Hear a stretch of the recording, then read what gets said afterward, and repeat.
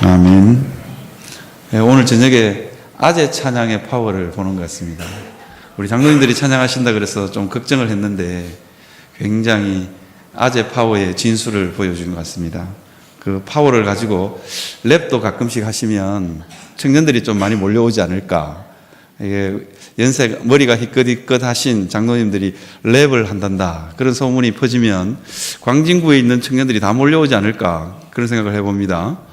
장로님들이 CCM도 하고 랩도 하는 날을 제가 소망해 봅니다.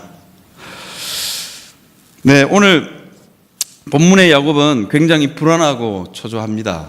여러분, 왜 야곱은 불안하고 초조할까요?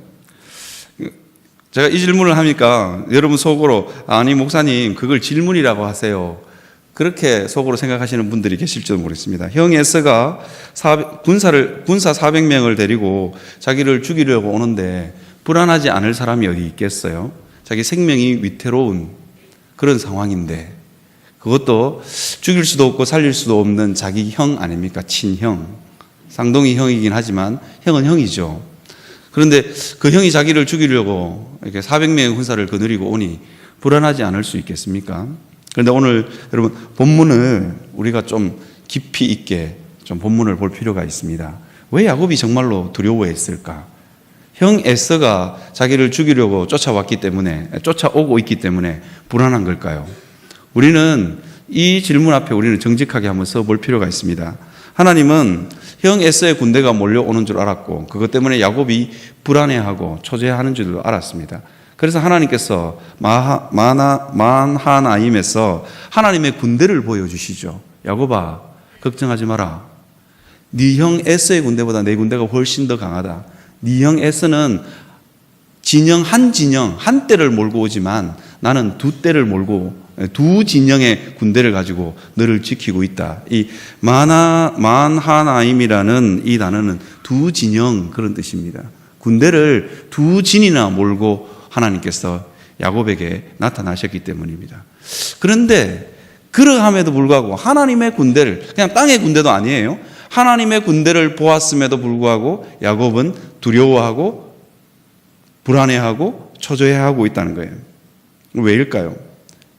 우리가 이 부분을 한번 잘 묵상해 볼 필요가 있습니다. 왜 두려워하고 묵상할까? 하나님이 나타났음에도 불구하고, 하나님의 군대를 보았음에도 불구하고, 하나님의 큰 위로와 용기를 북돋아 주심이 있었음에도 불구하고 야곱은 지금 굉장히 불안해하고 있습니다. 여러분, 우리도 마찬가지입니다. 야곱처럼 하나님이 우리에게 나타났음에도 불구하고, 하나님이 너를 지키겠다라고 말씀했음에도 불구하고 우리는 불안해할 수 있다는 겁니다. 도대체 야곱으로 하여금 하나님의 큰 군대도 뒤로 하고 하나님의 큰 군대를 잊어버릴 만큼 그렇게 야곱을 불안하게 하는 것이 도대체 뭘까요? 우리가 한번 이 부분을 한번 생각해 봤으면 좋겠습니다. 야곱이 지금 무엇을 의지하고 있는가 하는 것입니다. 하나님이 아무리 큰 군대를 보여줬음에도 불구하고 야곱은 하나님의 군대를, 또 하나님을 의지하지 않습니다. 그러니까 불안한 거예요. 야곱이 진실로 의지하고 야곱이 지금 움켜쥐고 있는 게 뭘까요? 여러분, 야곱이라는 이름의 뜻을 여러분 잘 아실 것입니다. 발꿈치를 잡았다, 움켜쥐다, 그런 뜻이 야곱입니다. 야곱이 지금 움켜쥐고 있는 게 뭔가? 하나님을 움켜쥐고 있습니까? 아니면 하나님의 군대를 묵상하고 있습니까? 그렇지 않다는 거예요. 야곱은 여전히 자기 꾀를 의지하고 있고 자기 지식을 의지하고 있습니다. 그렇기 때문에 불안한 거예요.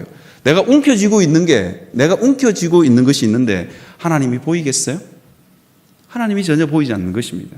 여러분, 우리가 때때로 인생을 살면서 내 힘을 의지하거나 내 지식을 의지하거나 그러면 불안합니다. 왠 줄 아시죠? 여러분, 우리 자신은 우리를 너무 잘 압니다. 마이크가 이상하게 웅웅 울리는 것 같아서 제가 설교하기가 굉장히 부담스러운데, 여러분들은 정상적으로 들리시는 거죠? 네, 감사합니다. 이게 이제, 여러분, 우리가 잡고 있는 게 어떤 건지를 알아요. 내가 얼마나 불안한 존재인지, 여러분, 내 안에 내가 너무 많잖아요. 나도 내가 뭘 좋아하는지는 모르는 그 불안한 지식과 힘을 의지하고 있는 거예요. 우리는 우리 자신이 얼마나 유한한지를 알고 있어요. 우리 자신이 얼마나 힘없이 초라한 존재인지도 알고 있어요. 그런데도 불구하고 우리는 우리 자신을 내려놓지 못합니다. 인생의 큰 난관 앞에서 야곱은 자기 자신을 하나님께 던져야 했습니다. 왠지 이게 더 불안해 보이긴 하지만, 그러나 하나님께 던지지 않으면 야곱은 그 불안과 공포와 초조에 휩싸여서 살 수밖에 없는 것이 야곱의 모습입니다. 야곱이 어떻게 장계를 부리고 있느냐? 자기의 소유를 먼저 형 에서에게 예물로 보냅니다. 암염소를 보내고 순염소를 보내고 암양을 보내고 순양을 보내고 젖나는 낙타를 보내고 그 다음에 암소를 보내고 황소를 보내고 암나귀를 보내고 새끼 나귀를 보내고 다 때를 지어서 각각 때를 지어서 세 때나 보냅니다. 이게 야곱은 여전히 자기 지식으로, 자기 힘으로, 자기가 가지고 있는 꾀로 이것을 한번 넘어보고 싶은 거예요. 그런데 그렇게 하면 할수록 더 불안한 겁니다. 여러분, 우리가 의지하고 있는 것들이 이런 것들입니다. 우리도 참 새해지만 우리 앞에 수많은 난관들이 우리 앞에 놓여져 있을 겁니다. 어쩌면 인생이라는 건 끊임없이 넘어야 되는 산들이 우리 앞에 놓여 있습니다. 그때마다 어떻게 할 거냐? 내 힘을 의지할 거냐? 내가 가지고 있는 지식을 의지하면서 내가 가지고 있는 지식과 내 깨를 의지해서 그것 붙들고 이겨낼 거냐 하는 것입니다. 그런데 하나님은 그런 인생들에게, 하나님은 참 짓궂은 분이셔서 그런 인생들에게 자기 힘으로는, 자기 지식으로는 도저히 해결되지 않는 문제를 그 앞에다가 턱 하고 갖다 놓으시는 분입니다. 오늘 야곱이 그렇지요? 야곱이 뒤로도 물러날 수 없고 앞으로도 갈 수 없습니다. 뒤에는 넉달 같은 자기 외삼촌 라반이 지키고 있고, 앞으로 가려고 하니 자기 형 에서가 400명의 군사를 거느리고 오고 있는 그런 상황입니다. 앞을 봐도 뒤를 봐도 어디 갈 데가 없습니다. 하나님은 때때로 우리 인생들에게 그렇게 하시는 분입니다. 왜냐하면 우리의 힘과 고집을 꺾어 놓지 않으면 우리는 끊임없이 불안과 공포 가운데 살아야 되기 때문입니다. 그래서 시편 말씀해 보니까 이렇게 이야기하고 있더라고요. 귀인들을 의지하지 말며 도울 힘이 없는 인생도 의지하지 말지니 그 호흡이 끊어지면 흙으로 돌아가서 그날의 그 생각이 소멸하리로다. 그렇게 성경은 기록해 놓고 있습니다. 그 호흡이 끊어지면 그냥 흙으로 돌아가서 그날에는 그 생각들이 아무리 좋은 꾀라고 할지라도 내가 어떻게 이런 묘수를 생각해 놓았을까라고 하지만 그 묘수는 한순간에 무너져 내린다는 겁니다. 우리가 우리의 방법을 가지고 우리의 힘을 의지하고 살면 불안과 공포와 초조 가운데 묻혀 살 수밖에 없는 인생이라는 것을 우리가 묵상해 보았으면 좋겠습니다. 죄를 지은 아담이 어떻게 하냐면 무화과 잎으로 자기 옷을 만들어 입습니다. 그런데 무화과 잎으로 분명히 자기 옷을 만들어 입었지만 불안한 거예요. 그죠? 죄를 지은 인생들의 특징입니다. 그냥 죄를 지은 자기의 모습을 하나님 저 무화과 따먹었어야 하고 툭 하고 하나님께 던지면 해결될 문제인데 그렇게 하지 못하는 거예요. 하나님 이거 어떻게 해요? 하와가 꼬셔서 먹었어요. 뭐 그렇게 하면 될 일인데 죄를 지은 인생들의 본질이 뭐냐? 그 모든 비난과 그 모든 수치심과 부끄러움을 자기 온몸으로 자기가 감당한다는 거예요. 그 무거운 짐을 자기가 울모지고 그렇게 살아가는 게 인생입니다. 이게 죄를 지은 인생들의 특징입니다. 이 땅의 모든 문제들 절대로 놓으면 안 될 것 같은 그런 불안감에 휩싸여서 살아가는 게 우리라는 것입니다. 움켜쥐고 이거 감당 못할 줄 알아요. 감당 못할 줄 알지만 움켜쥐고 절대로 하나님 앞에서 자존심을 꺾지 않고 내 힘으로, 내 뜻대로, 내 지식으로 그렇게 살아가는 게 인생입니다. 그래서 인생은 너무너무 고달프고 힘들고 어려운 것입니다. 여러분 있잖아요. 가라앉는 배 안에서 탄 사람은 배가 지금 가라앉고 있어요. 그런데 가라앉는 그 배 안에서 나는 이것도 책도 필요하고 컴퓨터도 필요하고 돈도 필요하고 다 울머지고 바다에 풍덩 빠지면 그 사람은 굶어 죽습니다. 아니, 그 사람은 빠져 죽습니다. 굶어 죽는 게 아니라 빠져 죽습니다. 그렇죠? 그냥 다 버려두고 그냥 바다에 자기 몸을 던져야 되는 거예요. 바다에 자기 몸을 던지고는 자기 체면이나 자존심을 다 내려놓고 살려주세요 이렇게 해야 되는 겁니다. 그렇지 않고 내가 살려주세요라고 외치면 내가 내 체면이 깎이지는 않을까? 저 사람이 나를 어떻게 생각할까? 그런 생각을 하는 순간 그 사람은 꼬르륵 하고 빠져 죽는 것입니다. 바다에 빠진 사람은 모든 것을 다 조난당한 배가 가라앉는 배에 탄 그 사람은 그냥 모든 것을 다 버려두고 그냥 뛰어내려야 되는 것입니다. 하나님 앞에서 우리의 인생의 모습이 이와 같다 하는 것입니다. 오늘 하나님 앞에서 우리의 모습을 한번 상상해 보십시오. 아직도 여전히 내 힘과 내 지식과 내 깨를 의지하고 살아가고 있는 모습이 내 모습 아닌가? 그래서 여전히 불안하고, 그래서 여전히 불안하고 초조한 모습이 내 모습이 아닌가? 여러분 자신을 한번 돌아보시기를 바랍니다. 야곱은 인생의 문제를 하나님께 던져야만 불안과 초조에서 벗어날 수 있었습니다. 그런데 야곱은 끊임없이 자기 자신에게 집착합니다. 양떼를 나누어서 세 떼를 나누어서 먼저 보냅니다. 그렇게 하면 형의 마음이 어떻게 누그러지지 않을까? 그리고는 자기는 강을 건너지 않고 자기 자식들도 보냅니다. 자기 자식들과 자기 사랑하는 아내를 보내면 이런 사람 만나서 결혼하면 좀 곤란한 것 같아요. 자기는 안 가고 탁 앉아가지고 여차하면 도망갈 거라 생각하고 자기 소떼와 양떼를 먼저 보내고 그리고 자기 가족들을 보내는 이 야곱의 모습, 참 비열하기 짝이 없는 모습이죠. 그런데 때때로 이 모습이 우리의 모습일 수 있다는 것입니다. 인생은 그냥 때로는 그냥 툭 던지고 체면도 자존심도 다 내려놓고 하나님께 자기 인생을 툭 던질 때 인생이 평안해지고 평안해질 수 있습니다. 어느 아버지가 학교에 가서 너무 스트레스 받는 그 딸에게, 아빠, 선생님도 너무 선생님 마음에 안 들어. 우리 선생님은 정말 미친 것 같아. 그렇게 어떻게 이런 일을 시킬 수 있어? 뭐 이러면서 온갖 딸내미가 불평과 불만을 다 쏟아냅니다. 그리고는 우리 반 애들도 미친 것 같아. 미치지 않고는 저럴 수가 없어. 근데 그 아버지가 어떻게 충고를 했냐면 이렇게 충고했습니다. 세상에는 미친 개가 너무 많단다. 그리고 너도 때로는 미친 개가 될 수 있단다.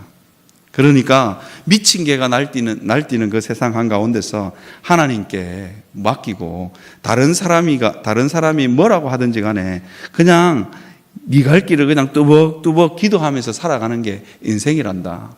그렇게 충고를 해준 거예요. 여러분, 어쩌면 이 세상은 미쳐서 돌아가는 세상인지도 모르겠습니다. 그런데 그 한가운데서 미치지 않고 어떻게 하면 손해보지 않고 그렇게 살 수 있을까? 고민하고 또 고민하면 할수록 우리는 불안하고 초조합니다. 어떻게 하면 이 미쳐 돌아가는 세상 한가운데서 손해보지 않을까? 어떻게 하면 상처받지 않을까? 그런 생각으로 살아가면 인생이 더 고달프고 힘들다는 것입니다. 그런 문제쯤은 그냥 한 번쯤 하나님 앞에 툭 던지고 그냥 기도하면서, 하나님, 나도 미친 개가 되지 않게 해 주십시오. 그렇게 살아가는 게, 기도하면서 살아가는 게 인생일 수 있다는 것입니다. 그래서 그 딸이 이렇게 이야기를 해주더라고요. 어느 날 갑자기 카톡방에 친구들이 자기를 초대했대요. 그러면서 친구가 자기를 탁 초대를 해놓고는 친구가 어머머머 잘못 초대했어. 쟤는 왜 초대했을까? 뭐 이렇게 된 거예요. 그 딸의 대답, 미친 개가 또 날뛰고 있군. 아무 상처를 안 받는 거예요. 하나님, 저도 미친 개가 되지 않게 도와주십시오. 그래서 그 딸은 하도 친구들이 그렇게 하니까 근데 이 딸이 미친 개가 또 날뛰고 있군. 그러면서 대꾸를 안 해버리니까 애들이 재미가 없잖아요. 그러니까 안 해. 여러분, 때때로 인생은 그럴 필요가 있습니다. 하나님께 던져놓고, 하나님, 미쳐 날뛰는 이 세상 한가운데 하나님, 그냥 하나님께 맡깁니다. 하나님이 나를 둘러싸고 있는 모든 악인들에게 하나님이 심판하실 줄 믿습니다. 나는 분노하지 않고, 나는 마음 상하지 않고 그냥 내 갈 길을 갈게요. 내 인생을 살아갈 수 있는 힘을 주십시오. 그렇게 기도하면서 사는 게 인생입니다. 그렇지 않으면 우리 인생은 너무 고달플 수 있습니다. 예전에 있었던 일들, 내가 옛날에 왜 그랬을까? 그때 그 사람은 왜 내게 그런 짓을 했을까? 그런 수많은 고민들을 하고 살면 우리 인생이 고달플 수 있습니다. 지난주에 서경진 목사님 설교하셨는데, 과거는 잊어라. 여러분 기억하시는지 모르겠어요. 목사님, 우리 교역자실에서 옛날 애인 이야기를 다 했다고 막 그래가지고 완전히 교역자실이 발칵 뒤집혔는데, 교역자실만 뒤집혔겠어요? 우리 집에 가니까 완전 집이 또 발칵 뒤집혔어요. 집집마다 다 발칵 뒤집혔어. 저는 집에 탁 들어가니까, 저는 사실 한마디도 안 했는 것 같은데, 집에 탁 들어가니까 우리 집사람이 그러더라고요. 그 옛날 여자 이야기한 거 자기지 그러는 거야. 왜 그러니까 다른 사모님들하고 다른 성도들이 다 자기 일 거라고 추측하던데 그러는 거예요. 그래서 제가 할렐루야, 제가 인물이 좀 되는갑다 이러면서 저는 아닙니다. 그래서 그냥 잊고 싶은 옛날에는 왜 그랬을까? 내가 왜 그랬을까? 옛날에 그 사람은 왜 그랬을까? 그런 수많은 것들을 다 가슴에 안고 어떻게 하면 손해보지 않을까? 어떻게 하면 그 사람, 그때 엎질러졌던 그 일을 어떻게 주워 담을 수 있을까? 여러분, 그것은 엎질러진 물입니다. 절대로 담을 수 없는 과거입니다. 그런 후회와 가슴 아픈 일이 떠오르시거든 하나님께 툭 던지고, 하나님, 내 인생을 살아갈 수 있는 힘을 주십시오. 그죠? 내 깨를 의지하지 않겠습니다. 내 힘을 의지하지 않겠습니다. 아무리 생각해봐도 이해되지 않는 이 상황을 하나님, 내가 해결해 보려고 힘쓰지 않겠습니다. 하나님께 내 인생 던집니다. 하나님, 알아서 해 주십시오. 이것이 우리의 고백이 되어야 될 것입니다. 그렇지 않으면 우리는 너무너무 힘들고 어려운 삶을 살아갑니다. 야곱이 그렇죠? 그것 붙들고 예전에 내가 형님에게 왜 그랬을까? 그 팥죽 한 그릇으로 왜 장자권을 빼앗아가지고 이 고생을 할까? 야곱에게 그날 저녁에는 야곱에게 수많은 생각들이 밀려왔을 것입니다. 그럴 때 야곱은 해야 될 것이 있습니다. 하나님께 자기의 모든 과거와 앞으로 일어날 모든 일들을 하나님께 툭 던지는 것입니다. 왜요? 자기가 해결할 수 없으니까요. 자기가 아무리 움켜쥐고 있어도, 자기가 아무리 움켜쥐고 생각해보고 또 생각해봐도 해결책이 없잖아요. 그럴 때는 하나님 앞에 던지는 것입니다. 여러분, 하나님은 그렇게 자기에게 인생을 던지는 사람을 결코 하나님은 포기하지 않으십니다. 왜? 인생을 자기에게 던졌는데요. 인생을 자기에게다가 맡겼는데요. 어떻게 그 사람을 그냥 포기할 수 있겠습니까? 하나님은 절대로 포기하지 않으시는 분입니다.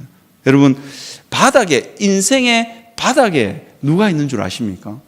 우리는 내 인생이 바닥을 찍으면 어떡할까? 그 고민을 참 많이 하면서 살아가는 것 같아요. 저도 그렇습니다. 아직 한 번도 바닥 같은 바닥을 별로 안 찍어봤음에도 불구하고 내 인생의 바닥을 찍으면 어떡할까 하는 불안이 쌓일 때가 많습니다. 그런데 여러분, 기억할 것이 있습니다. 인생의 바닥에 계시는 분이 계시는데 하나님입니다. 인생의 바닥에는 언제나 하나님이 있습니다. 바닥에 훅 내려가시거든. 하나님 안녕하십니까? 저 왔습니다. 그렇게 하면 되는 거예요. 여러분, 생명구조법 혹시 배우신 적이 있는지 모르겠어요. 바닥을 찍어야 물 밖으로 나올 수 있는 거예요. 그죠? 이 물에 허우적대는 사람을 딱 잡으면 어떻게 하냐면 딱 안고, 그 다음에 어떻게 합니까? 그리고는 물 안으로 더 깊이 확 들어가는 거예요. 그리고는 바닥을 탁 짚고 세차게 발돋움을 확 해야 물 밖으로 나올 수 있는 것입니다. 이게 이게 생명구조법의 이게 기본이에요. 여러분, 인생도 마찬가지입니다. 바닥 인생의 진짜 저 밑바닥에 누가 계시냐? 하나님이 계십니다. 왜냐하면 하나님의 은혜는 언제나 낮은 곳으로 흐르기 때문입니다. 하나님의 관심은 언제나 어디에 있느냐? 항상 낮은 곳에 있기 때문입니다. 하나님의 관심이 저 높은 곳에 있지 않습니다. 하나님의 관심은 언제나 바닥에 있습니다. 바닥에. 왜? 바닥에 떨어지는 인생들이 너무 많기 때문에. 그죠? 하나님의 관심이 저 위에 있으면 하나님은 저 위에 있는 몇 사람만 만나다가 하나님은 이 세상을 종말로 끝을 내야 됩니다. 그런데 하나님의 관심은 어디에 있느냐? 바닥에 있습니다. 왜? 바닥에 떨어지는 사람들이 너무너무 많기 때문에. 그 사람들만이 진정으로 하나님을 만날 수 있습니다. 하나님은 바닥에 떨어진 그 인생을 다시 끌어올리시는데 하나님은 명사수이십니다. 하나님의 전공을 묻는다면 하나님의 전공은 바닥에 나가 떨어진 인생들을 끌어올리시는 게 하나님의 전공입니다. 여러분, 그 하나님을 의지하며 살아가시기를 바랍니다. 그래야만 성도가 진정한 애통이 뭔지를 알아요. 바닥에 떨어지는 것을 너무 두려워하지 마십시오. 야곱도 마찬가지입니다. 형이 쫓아오면 그냥 한번 툭 하고 자기 인생을 한번 던져보는 것입니다. 그러면 죽기 하겠어요? 죽을 수도 있겠지만 안 죽습니다. 야곱은 인생을 살면서 한 번도 자기 자신을 내려놓아 본 적이 없습니다. 바닥에 떨어지지 않기 위해서 이를 악물고 산 것이 야곱의 인생입니다. 그런데 그 결과는 뭐냐? 불안과 초조입니다. 여러분, 야곱이 히브리어로 제가 말씀을 드렸는데 이게 히브리어로 발음하면 어떤 줄 아십니까? 야곱이 아니고 야곱이랍니다. 야곱. 발음이 좀 그런데요. 그런데 이 오늘 본문에 보면 씨름하다 이 뜻이 무슨 뜻이냐면 야베크입니다. 야베크. 이게 지금 하나님이 지금 성경이 뭐 하고 있냐면 언어 유희를 하고 있어요. 워드 플레이를 하고 있거든요. 야곱이 움켜쥐려고 하면 할수록 야곱의 인생이 뭐냐? 씨름이라는 거예요. 그게 씨름이라는 거예요. 저도 여러분들에게 워드 플레이를 하나 하고 싶어요. 인생이 어떤 거냐? 저도 여러분들에게 언어 유희를 하나 하고 싶은데 자기 지식과 힘을 움켜쥐고 발부둥치고 씨름하면 씨름할수록 인생의 씨름은 더 깊어집니다. 말 됩니까? 여러분, 내 힘으로 살아보려고 발부둥 치면 칠수록 인생의 씨름은 훨씬 더 깊어집니다. 그래서 하나님 앞에 자기 자신을 던져야 되는 것입니다. 해결할 수 없는 문제지요. 그날 저녁에 하나님은 야곱에게 찾아오십니다. 뭐라고 찾아오시냐? 왜 야곱이 찾아왔을까요? 야곱아, 한 번쯤은 인생은 져도 괜찮단다. 그 이야기를 하시기 위해서입니다. 네가 이제까지 한 번도 지지 않고 무엇이든지 다 움켜쥐고 무엇이든지 이겨야 인생이 행복할 줄 알았는데 그렇지 않다 하는 것을 하나님은 야곱에게 보여주고 싶었던 것입니다. 그래서 하나님이 직접 야곱과 씨름하기 시작합니다. 그러면서 어떻게 하냐? 하나님이 져요. 하나님이 두 손 두 발을 하나님이 내 졌다. 그러니까 나 좀 가게 해다오. 내 좀 가게 해다오 하는 순간에 야곱이 깨달은 게 있어요. 그게 뭐냐면 인생이 내 힘으로 사는 게 아니구나. 하나님이 복을 부어 주셔야 사는구나. 이렇게 되는 겁니다. 야곱이 이상하게 내보다 훨씬 더 힘이 세고 자기의 허벅지 뼈는 이미 어긋나가지고 절룩절룩거려요. 그리고는 도저히 싸울 힘이 없어요. 그래서 그냥 어쩌면 매달려 있었을 뿐이에요. 그런데 뭐라고 이야기하냐면 내가 졌다. 내 좀 보내어다오. 그렇게 지금 이야기하고 있는 것입니다. 그럴 때 야곱의 머릿속에 스쳐 지나가는 생각 뭐냐면 이겁니다. 하나님께 복을 구걸하면서 사는 게 인생이구나. 내 힘대로 내 뜻대로 살아보려고 살면 살수록 내가 더 망가지는구나. 그래서 은혜가 필요하고 복이 필요하다는 것을 야곱은 그때에서 깨닫게 됩니다. 하나님이 밤새도록 왜 야곱과 씨름했을까요? 야곱아, 져도 된단다. 저도 내가 너를 버리지 않는단다. 그리고는 네 인생에 져주는 사람이 있어. 지고도 복을 나눠주는 사람이 있어. 그 이야기를 야곱에게 해주고 싶은 것입니다. 여러분, 때때로 우리는 밤이 새도록 어쩌면 인생을 실험하면서 살아가는지도 모르겠습니다. 패배란 야곱의 사전에는 없습니다. 동일하게 우리의 사전에도 패배란 없습니다. 한 번 실패하여 넘어지면 다시 일어설 수 없다는 불안감이 우리가 살고 있는 이 시대 전체를 휘감고 있습니다. 한 번 나가 떨어지면, 한 번 어느 투자에 실패하면 내 인생은 도저히 회복 불가능이야. 세상은 끊임없이 그런 것들로 우리를 불안하게 만들고 초조하게 만듭니다. 세상은 끊임없이 그런 두려움으로 우리를 위협합니다. 그럴 때마다 우리가 명심해야 될 사실이 있습니다.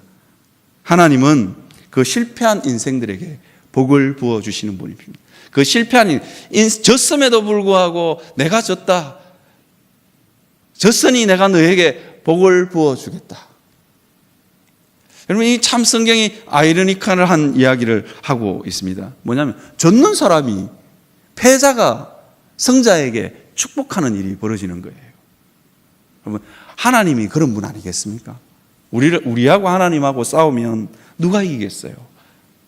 여러분, 제가 우리 집에 꼬맹이가 저보고 이렇게 집에 들어가면 이렇게 이야기합니다. 인사는 안 하고 덤벼 이럽니다. 제가 강펀치를 날릴까요? 그러면 제가 애 아빠가 아니죠, 그죠? 덜 떨어진 어른이죠, 제가.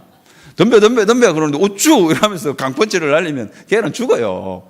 그죠? 하나님이 그런 분이라는 거예요. 우리를 바라보시면서 실패하고 넘어져도 내가 졌다. 못 이겨가지고 안달난 야곱을 바라보면서 내가 져줄게. 야곱의 인생을 보면서 하나님이 그걸 내가 져줄게. 그 이야기 하는 거예요. 너 다른 사람 이기려고 하지 마라. 내가 져줄게. 하나님이 내가 너를 위해서 져줬는데 너도 좀 져주면서 살아라. 지금 야곱에게 하나님은 그 이야기를 하고 있는 것입니다. 미국 심리학자 데니얼, 혀가 잘 안 돌아가는데요, 웨거너라는 사람이 있습니다. 데니얼 웨거너라는 사람이 있는데 아이러니컬한 실수라는 그 이론을 만들었다 그래요. 아이러니컬한 실수는 뭐냐면 머릿속에 정말 하지 말아야지 하는데 툭 해버리는 거. 그런 것들이 아이러니컬한 실수라 그래요. 가령 예를 들면 어떤 게 아이러니컬한 실수냐 하면요, 이런 겁니다. 육상 선수가 빨리 가야지 그렇게 하는데 빨리 가야 1등을 하잖아요. 빨리 가야지 그러고 있다가 출발 신호도 안 울렸는데 턱 하고 나가는 거. 이게 뭐죠? 실격이죠, 실격. 그죠? 부정 출발. 그렇게 해서 실격 당하는 거. 이런 걸 가리켜서 아이러니컬한 실수라고 그런다고 합니다. 이 정도는 인생에서 좀 귀엽게 봐줄 수 있잖아요. 육상에서도 한두 번은 봐주잖아요. 그럼 몇 번인가요? 하면 그냥 실격 이렇게 되잖아요. 그죠? 이런 게 아이러니컬할 수 있는 거예요. 사람들은 과도한 부담감 속에서 여러 일을 동시에 수행할 때는 그토록 억제하고 싶었던 일을 갑자기 하게 되는 일이 종종 벌어진대요. 그걸 가리켜서 아이러니컬한 실수라고 합니다. 우리도 때때로 인생을 살면서 이런 실수를 많이 합니다. 그런데 그런 실수를 할 때마다 세상은 뭐라고 이야기하냐면 너는 끝이야. 너는 그거밖에 안 돼. 이렇게 이야기합니다. 우리는 인간이기에 실수를 하지만 인간이기에 끊임없이 완벽을 추구하는 경향이 있어요. 그런데 때로는 이 실수 때문에 우리가 적자생존의 법칙에서 살아남는 경우가 종종 있답니다. 이게 어느 여성 생물학자가 발견한 건데요. 우리는 전부 다 우성인자를 다 가지기를 원합니다. 잘나기 원하고, 똑똑하기를 원하고, 성공하기를 원하고, 그죠? 스마트하기를 원하고, 이게 우리 인생들이 가지고 싶어 하는 열성인자입니다. 그런데 가끔씩 인생에는 열성인자와 우성인자가 공존하는데, 열성인자는 평상시에는 실수 취급받지만 예기치 못한 환경 변화가 일어나면 이 열성인자 때문에 생명을 건지는 일이 좀 왕왕 발생한답니다. 그래서 예기치 못한 변화가 일어나면 살아남는 것은 바로 이 열성인자 때문에 살아남는데요. 우성인자 때문에 살아남을 것 같지만 전혀 그렇지 않다는 겁니다. 따라서 자연의 진화는 강하거나 완벽함을 추구하지 않고 자연은 다양성을 추구한답니다. 그래서 오직 다양성만이 미래를 향한 개방성을 의미하기 때문에 자연이야말로 실수를 두 팔 벌려 환영한답니다. 왜냐하면 그 열성인자 때문에 살 길이 열리기 때문입니다.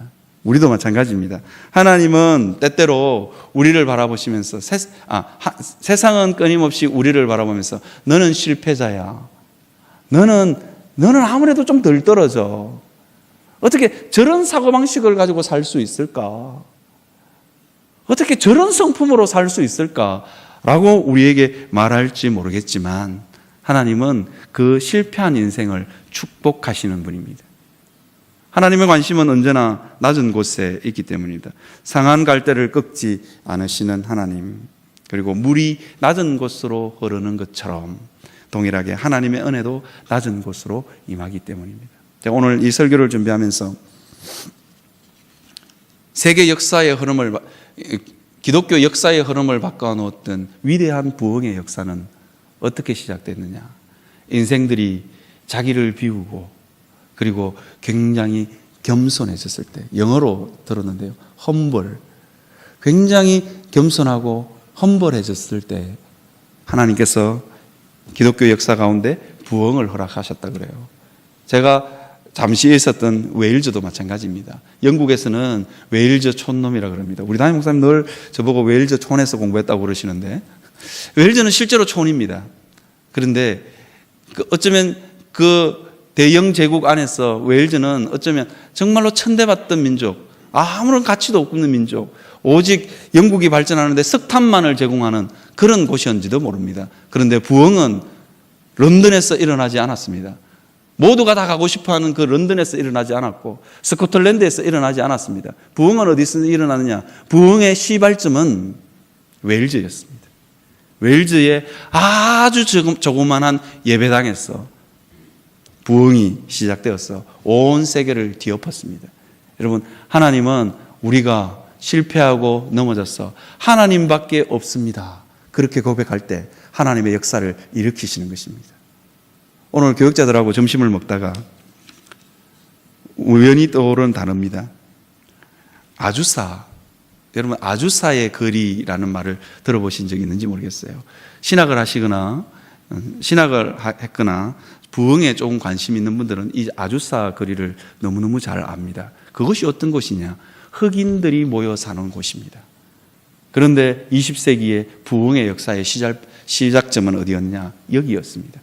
백인들이 모여 살고 잘나고 똑똑한 사람들이 모여 사는 곳, 신학 지식이 풍부한 사람들이 모여 있는 곳, 그곳에서 부흥이 일어나지 않았습니다. 부흥은 어디서 일어나느냐? 흑인들이 모여 살았어. 하나님밖에 없습니다. 하나님만이 나의 도움자, 하나님만이 나의 도울 자이십니다. 그렇게 고백하는 곳에 역사가 일어났던 것입니다. 사랑하는 성도 여러분, 그 하나님 앞에 우리도 정직하게 설 수 있었으면 좋겠습니다. 우리의 모든 것들을 다 내려놓고 하나님만이 나의 구원자이십니다. 하나님만이 나를 구원해 줄 수 있는 분입니다. 그렇게 고백하는 올 한 해가 되시기를 바랍니다.